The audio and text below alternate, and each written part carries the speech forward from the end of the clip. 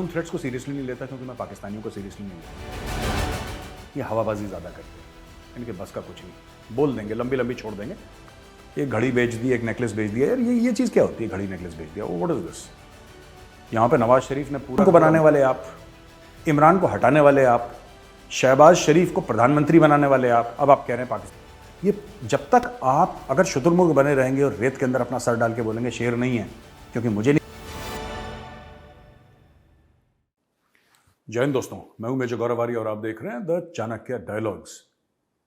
इस वीडियो को देखने से पहले मेरी आपसे रिक्वेस्ट है कि हमारे चैनल को सब्सक्राइब करिए, हमारा मनोबल बढ़ाइए और इस वीडियो को लाइक करना बिल्कुल मत भूलिएगा। तो दोस्तों, दो तीन खबरें हैं। पाकिस्तान जब कंटेंट देता है तो छप्पर फाड़ के देता है, और वही तीन चार चीज़ें मैं आज आपके साथ डिस्कस करना चाहता हूं कि पाकिस्तान से ये खबर आई कि साहब FATF, financial action task force, जिसमें कि मनी लॉन्ड्रिंग के लिए, टेररिज्म फाइनेंसिंग के लिए, घपले के लिए, आतंकवाद के लिए पाकिस्तान को अंदर डाल रखा था 4 साल से, वो पाकिस्तान उससे कल ग्रे लिस्ट से निकल गया। तो पाकिस्तानियों में बड़ा एक जश्न का माहौल है कि साहब अब तो मजा आ गया, हम FATF से निकल गए। तो मुझे फ़ोन भी आया और मुझे पाकिस्तान से कई लोगों ने फ़ोन भी करा कि मेजर साहब, देखा, रा की साजिश के बावजूद हम लोग बाहर आ गए, और इंडिया की ENDIA ये लिखते हैं, इंडिया की साजिश के बावजूद हम लोग FATF के बाहर आ गए। मैं क्यों खुशियां मना रहे हो यार? जब FATF में गए थे तब शर्म नहीं आई, तो बाहर आने पे खुशियां क्यों मना रहे हो? ये बात मुझे समझ में नहीं है। मैंने पूछा अपने पाकिस्तानी दोस्त से, उसने फ़ोन काट दिया। कोई बात नहीं, यारी दोस्ती में इतना नोकझोंक चलती है। अच्छा, मैं आपको एक बात बताना चाहता हूं कि कल से मुझे कुछ थ्रेट्स भी आए पाकिस्तान से। मैं उन थ्रेट्स को सीरियसली नहीं लेता क्योंकि मैं पाकिस्तानियों को सीरियसली नहीं लेता। ये हवाबाजी ज़्यादा करते हैं, इनके बस का कुछ नहीं। बोल देंगे, लंबी लंबी छोड़ देंगे, काम कुछ नहीं करते। देखा, ये वो, और गंदी गंदी गालियाँ। और मैं तो कभी गाली किसी को देता नहीं हूँ, मैं पहले भी कह चुका हूँ कई बार। और मैं चाहता हूँ कि पाकिस्तानी इस बात को ध्यान से समझें कि यार देखो, तुम व्हाट्सएप पे मुझे गालियाँ देते हो, मुझे नहीं आती क्या? ठीक है, मैं जहाँ का रहने वाला हूँ वहाँ पे गालियों का 56 भोग इजाद हुआ था। ठीक है, यूपी के हम, अब हम देना शुरू करेंगे फिर तुम्हें बुरा लगेगा। तो यार गाली गलौज ये मत करा करो। तुम्हें मार देंगे, तुम्हारे परिवार को ये कर देंगे, ये कर देंगे, वो कर देंगे, तो क्या मार दोगे तुम यार? मैं तुम्हारी ही ज़बान में, पाकिस्तानियों की ज़बान में पाकिस्तानियों को कुछ समझाना चाहता हूँ। मेजर नू मेजर न मारे तो मेजर नहीं मरदा। समझ रहे हो?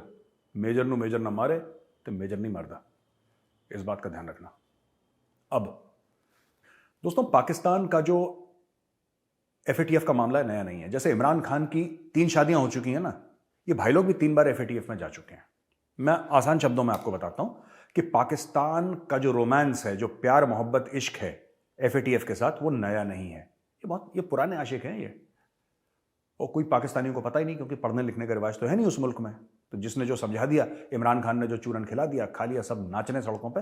मैं आपको असली इनकी बात बताता हूं। 28 फरवरी 2008 को पहली बार पाकिस्तान को FATF की ग्रे लिस्ट में डाला गया, मनी लॉन्ड्रिंग और फाइनेंसिंग ऑफ टेररिज्म के चलते।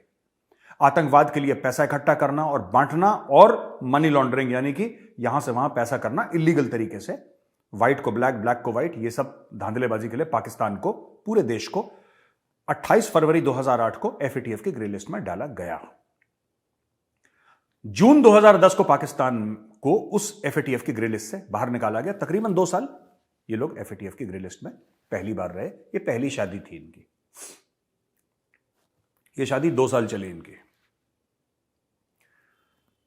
फिर फरवरी 16, 2012 को पाकिस्तान को फिर से FATF की ग्रे लिस्ट में डाल दिया।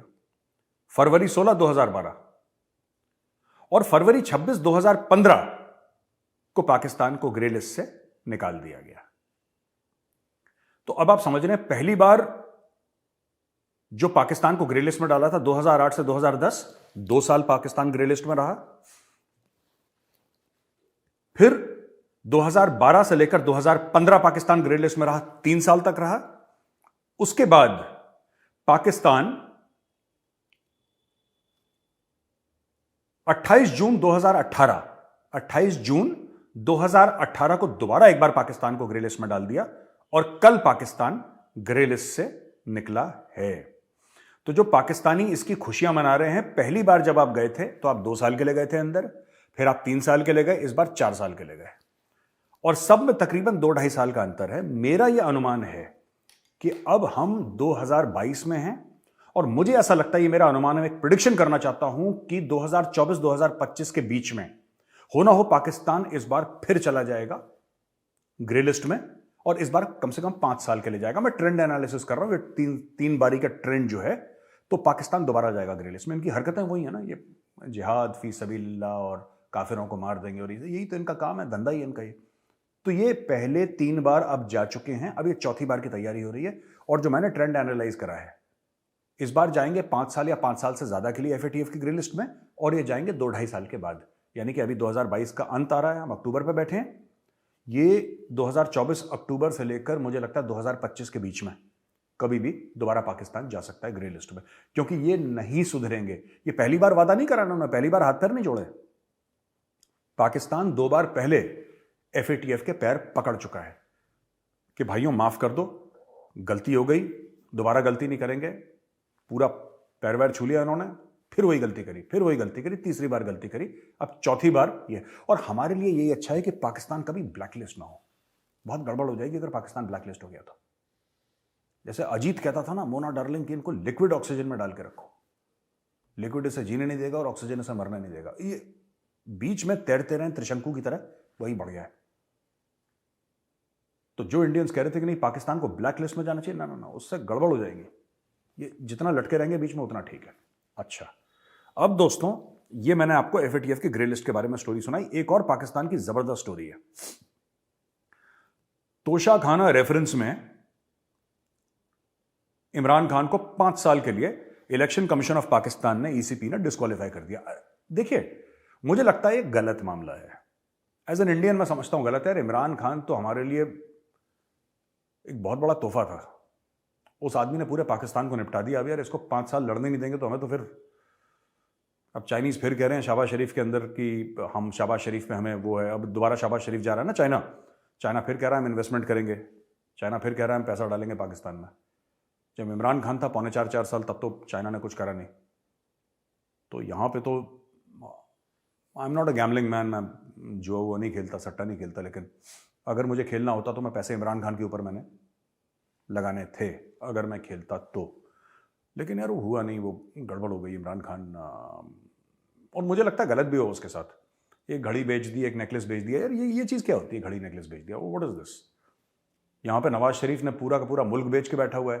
जरदारी को ऑफिशियली मिस्टर 10% बोलते हैं, ठीक है। नवाज शरीफ हाथी पे सवार होकर वापस पाकिस्तान आने की तैयारी कर रहा है। जरदारी अभी मुस्कुरा रहा है। शक्ल देखिए जरदारी की मुस्कुराते हुए, जैसे अभी मलाई खाई होगी उसने। इन लोगों को आपने बाहर रख रखा है यार, ठीक है। नवाज शरीफ की पैसे, इसकी दौलत कहां से बनी, इमरान खान को बेचारे को। और इमरान खान ने लीगली गलत क्या करा, वो तो उसका तोहफा था ना, उसने बेच दिया, ठीक है। हो सकता है कि थोड़ा सा हम अनएथिकल कह सकते हैं, लेकिन मुझे नहीं लगता इमरान खान ने ऐसा कुछ गलत करा है।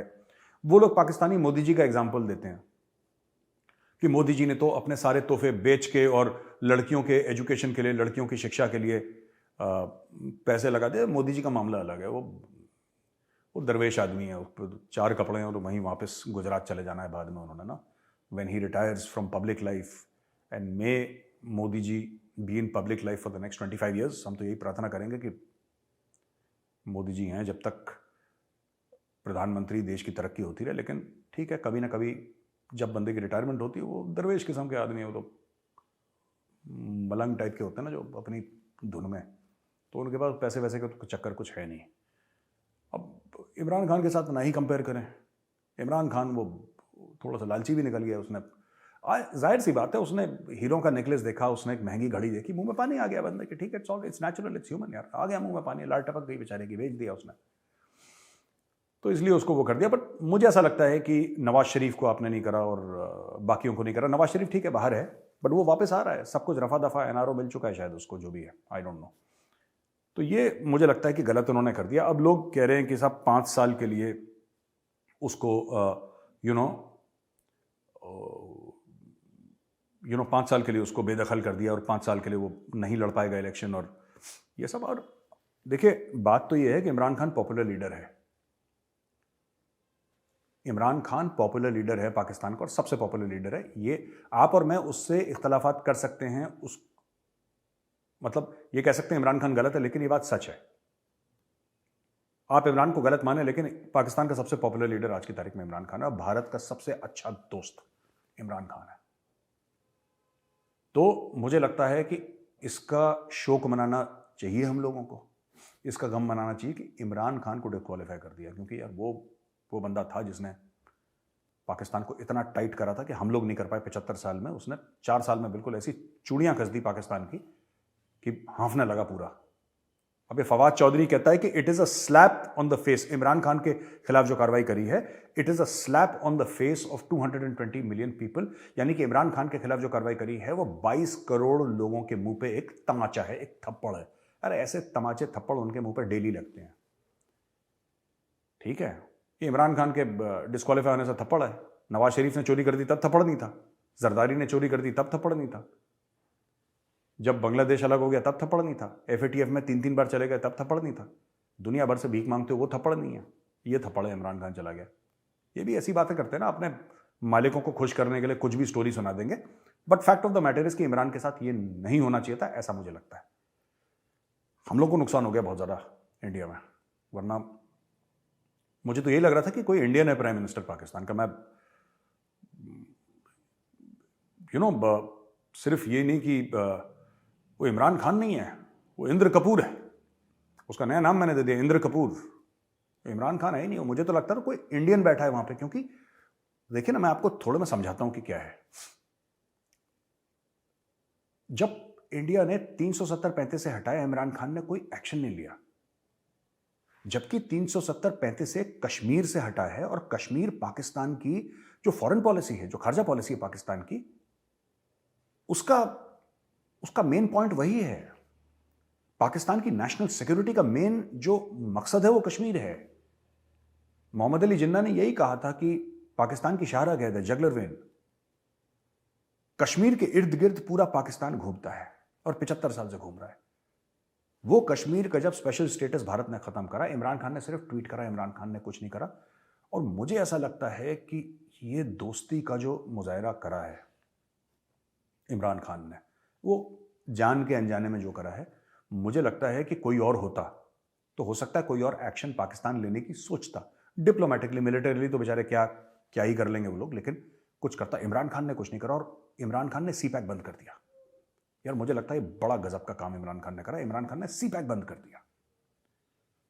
चाइनीज को वो सिक्योरिटी नहीं दी जो चाइनीज को मिलनी थी, दर्जनों चाइनीज मर गए वहां पे, वो सिक्योरिटी नहीं उसने प्रोवाइड करी इमरान खान ने, जो उसको करनी चाहिए थी। और इमरान खान ने जो अपने डिप्लोमेट्स की बेइज्जती करी है, वो कॉन्फ्रेंस भी है वहां पे, जो वीडियो कॉन्फ्रेंस में इमरान खान अपने डिप्लोमेट्स को डांट रहा है। देखिए थोड़ा सा मैं आपको बता दूं, इस तरह हम नहीं चल सकते।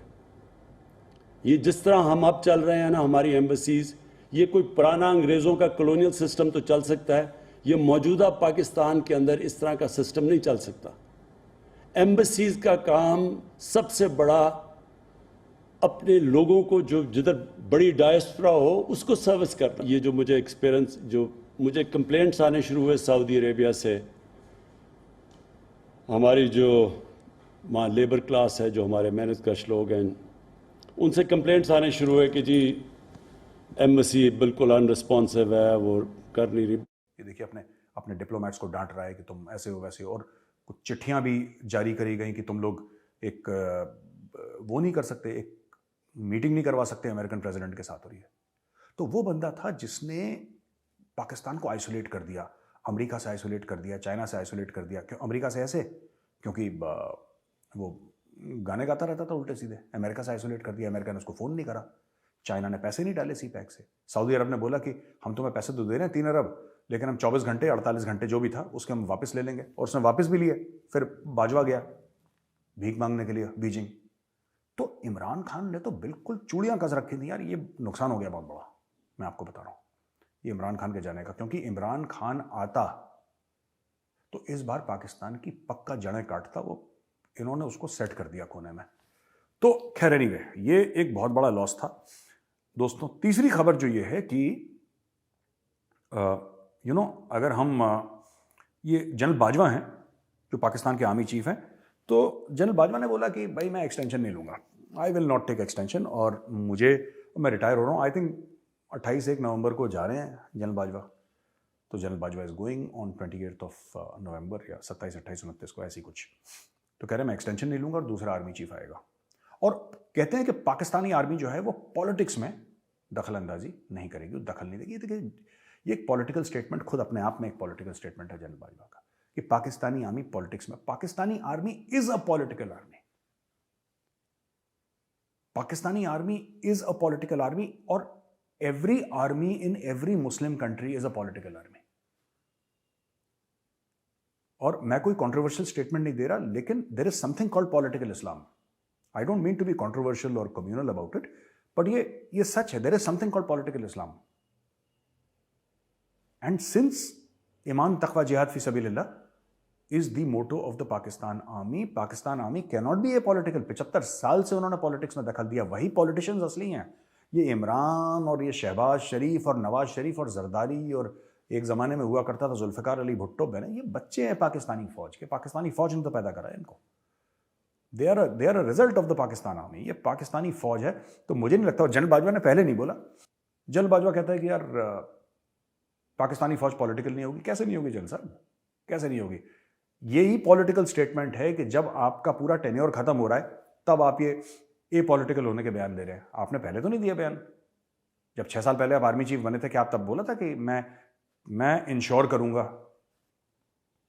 कि आप पॉलिटिकल ना हो? जब आप बने थे कि पाकिस्तानी फौज पॉलिटिकल नहीं होगी। इमरान को बनाने वाले आप, इमरान को हटाने वाले आप, शहबाज शरीफ को प्रधानमंत्री बनाने वाले आप, अब आप कह रहे हैं पाकिस्तानी फौज पॉलिटिकल नहीं है, आगे से नहीं होगी। आगे से नहीं होगी कि सारे कलेश तो कर दिया आपने। आगे से क्या नहीं होगी, हो चुकी है, पॉलिटिकल फौज है वो। अगर पॉलिटिक्स से पाकिस्तान आर्मी को निकालो तो क्या करेगी? लड़ना उसको आता नहीं है भाई। उस फौज को या तो बिजनेस करना आता है, पॉलिटिक्स करनी आती है। फौजी फाउंडेशन है, $20 अरब का पूरा एक मामला चलता है वहां पे, महकमा चलता है। या तो धंधा करते हैं या वो नेतागिरी करते हैं। लड़ती थोड़ा ना है पाकिस्तान, लड़ना तो उन्होंने आउटसोर्स कर रखा है। हाफिज सईद जिहाद, मसूद अजहर जिहाद, सैयद सलाउद्दीन जिहाद, फलाना ढिमका जिहाद, क्योंकि खुद नहीं लड़ना। और जो फौज कहती है हम खुद नहीं लड़ेंगे, वो क्या करती है? धंधा करती है, पॉलिटिक्स करती है। तो मुझे लगता है बयान थोड़ा सा आर्मी चीफ साहब का गलत है, जनरल बाजवा का। अच्छा, और दोस्तों, और जो दूसरी खबर आई है वो भारत की ये खबर है कि यूएई का फर्म है, यूनाइटेड अरब एमिरेट्स का, जिससे कि वो कैराकैल की एक कार्बाइन थी CAR 816 जो इंडियन आर्मी खरीदना चाहती थी। तो उसने अब ऐसा करा है कि उसने टाई अप कर लिया है एक इंडियन पार्टनर से, और इंडियन पार्टनर से टाई अप करने के बाद ये जो कंपनी है वो बनाएगी कार्बाइंस इंडिया में। इनको पहले ऑर्डर मिलने वाला था, कई लाखों आए, 3-4 लाख कार्बाइन का ऑर्डर, वो इंडिया ने कैंसिल कर दिया। क्योंकि इंडिया ने बोला मेक इन इंडिया। वो मोदी जी ने चाबी लगा रखी है सबके, बोला कि आत्मनिर्भर यहीं पे बनाओगे क्या, कि यहीं पे नौकरियां मिले लोगों को, यहीं पे जो हो, अगर हमारा पैसा ले रहे हो, हमारा पैसा बाहर क्यों जाए, इंडिया में आना चाहिए। तो अब इन्होंने प्रेशर में आके क्या करा है कि इंडिया में एक कार्बाइन, दोस्तों मैं आपको इसका ब्रीफ हिस्ट्री बता दूं। हम लोगों ने जो कारगिल में करा, ठीक है, कारगिल, और उसके पहले भी, क्योंकि कारगिल तो ऐसा नहीं हुआ कि कारगिल एक दिन हो गया ना, उसके पहले से जो हथियार तो थे उसके पहले से थे। तो मैंने पहली बार इंसास राइफल जो थी मैंने देखी थी, first time I saw the INSAS rifle, it was in 1994। मैं कमीशन हुआ 94 में मैं वायोज करने गया, मऊ इन्फेंट्री का वायोज होता है, तो वहाँ पे पहली बार मैंने देखी, इस्तेमाल फिर नहीं करी मैंने, I did not use it but I saw it, और मैंने टच करा, मैंने फील करा, मैंने देखा कि हाँ ये कार्बाइन ऐसी है इंसास की, ये LMG ऐसी है, और राइफल इस तरीके से। वो 2-3 मॉडल्स उन्होंने लगा रखे थे हमें दिखाने के लिए, तो हमने देखे उसको, तो हमें तो बड़ी फैंसी लगी यार, प्लास्टिक की मैगजीन है ये वो, क्योंकि हम तो SLR चलाते थे, भारी वाली हाथी मार टाइप। तो पर बाद में पता लगा राइफल अच्छी नहीं है। तो जो कारगिल की लड़ाई हम लोग जीते, वो तो भारतीय सैनिक जो थे अपने जिगर से जीते, अपने कलेजे से जीते, उसमें राइफल वाइफल का कोई लेना देना। हाँ, बोफोर्स ने जबरदस्त काम करा, ये अलग बात है। मैं बोफोर्स की बात नहीं कर रहा, मैं 5.56 mm इंसास जो है मैं उसकी बात कर रहा हूं। और मेरा पर्सनल तजुर्बा मैंने इस्तेमाल कर रखी है कई बार। पर्सनल तजुर्बा घटिया राइफल है, बिल्कुल एकदम घटिया राइफल है और इसको जाना चाहिए जल्दी। तो ठीक है, अब सरकार ने बोला है कि अमेठी में फैक्ट्री हो रही है तो AK-203 आ रही है, AK-203, और ये कार्बाइन अलग से यूएई का फॉर्म अब ये बेचेगा। तो मुझे लगता है बहुत अच्छा स्टेप है और आत्मनिर्भरता की तरफ। तो ऐसी ऐसी मैं आपको खबरें दिखाता रहूँगा दोस्तों कि कि जिस तरीके से हम लोग और सेल्फ रिलायंट हो रहे हैं, बाहर की टेक्नोलॉजी भारत में आ रही है। तो दोस्तों अगर ये बाहर से आके भारत में बनाएंगे तो कोई भारतीय वर्कर होगा जिसको बेनिफिट होगा, कोई भारतीय बिजनेस हाउस होगा जिसको बेनिफिट होगा, और इंडियन इकोनॉमी को बेनिफिट होगा। फिर भारत यहाँ से बना के बाहर एक्सपोर्ट भी कर सकता है। तो इसलिए मुझे लगता है मैं ऐसी ऐसी आपको जैसे ही आत्मनिर्भरता की बात होती है और कॉन्ट्रैक्ट्स होते हैं, मैं आपको इसके बारे में बताता रहूँगा दोस्तों। तो दोस्तों ये वीडियो यहीं पे ख़त्म करता हूँ, लेकिन जाने से पहले मैं आपको एक बात बता दूँ कि पाकिस्तान में ना एक और चीज़ हो गई है जो कि हमें ये देखनी पड़ेगी। पाकिस्तान की जो क्रेडिट रेटिंग है यार, वो पाकिस्तान का जो हाल है अब, वो मुझे लगता है आईसीयू से भी अगर कोई खतरनाक जगह होती है पाकिस्तान, वहाँ पे फिच रेटिंग्स हैं। तो फिच रेटिंग्स जो बड़ा एक ग्लोबल रेटिंग्स देती है कंट्री को, तो उसने पाकिस्तान को डाउनग्रेड कर दिया है। पाकिस्तान पहले B- था, अब CCC+ में आ गया, CCC+ में आ गया है। और मैं ये आर्टिकल से पढ़ के आपको बताता हूं, ये जियो न्यूज का आर्टिकल है जो पाकिस्तान का ही एक न्यूज़पेपर है। जियो न्यूज का कहना है, as the country's wobbly economy continues to face headwinds from all side, Fitch ratings on Friday slashed Pakistan's long-term foreign currency issuer default rating (IDR) to CCC+ from B-, which analysts say does not bode well for the country recovering from super floods.